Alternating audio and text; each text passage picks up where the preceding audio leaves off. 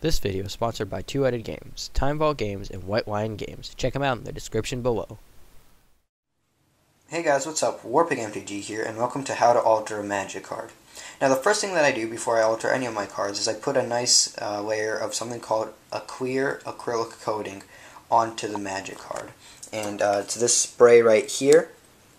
And I put this on before I put anything else onto the card, and I don't put this on after I've altered the card. I put it on before I alter the card. And the reason I do this is because every magic card has a plasticky top layer on it, and acrylic paints have a very difficult time sticking onto this surface. So what the spray does is that it lets the acrylic paint kind of settle and blend much easier on top of the magic card surface. So what I'm going to do is I'm going to go outside, put on a nice thin layer of this clear acrylic spray, and then bring the card inside, let it dry for a day, and then tomorrow I'll change it up using acrylic paints.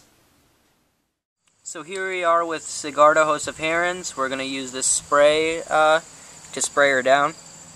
Now something to remember is never to put the spray on the card after you put acrylic paint on the card, because one time when I did it, the acrylic paint mixed with the spray and it kind of caused a chemical reaction and completely ruined the card. So make sure you only use the spray before you alter the card.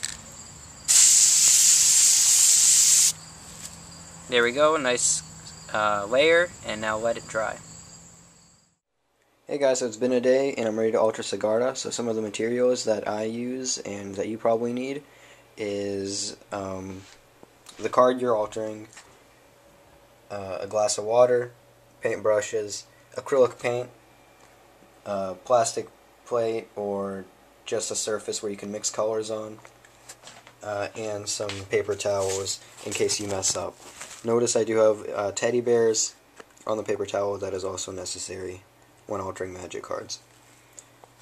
So let's get into this.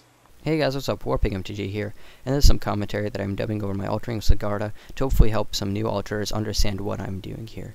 So exactly what I'm doing here is that I am blending some colors to lay a foundation on the original card, or lay some base colors on the original card. And the reason I'm doing that is because the card, even with the clear acrylic coating on it already dried, you can still see oftentimes the original card art or the original card border or text underneath the cheap acrylic paints if you're using cheap acrylic paints like I am.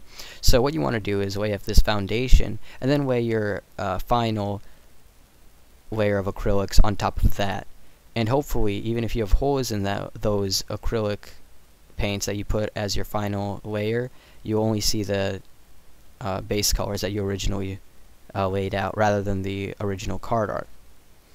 So if you're new to altering art magic cards, what you want to do is to pick cards that have a very solid background color that you can easily extend.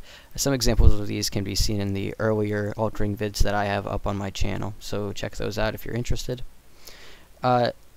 One thing you should try to stay away from is clouds in the background and wings. The reason I say this is because the professional artists that work for Wizards of the Coast oftentimes use expensive tools and expensive acrylics that are hard to emulate with basic cheap acrylics like I'm using here. And the reason you want to use cheap acrylics is because the reason I'm using this is because I want to make altering cards kind of as available to anyone out there and not just to people who are willing to spend a fortune. So these paints that I'm using here are very cheap.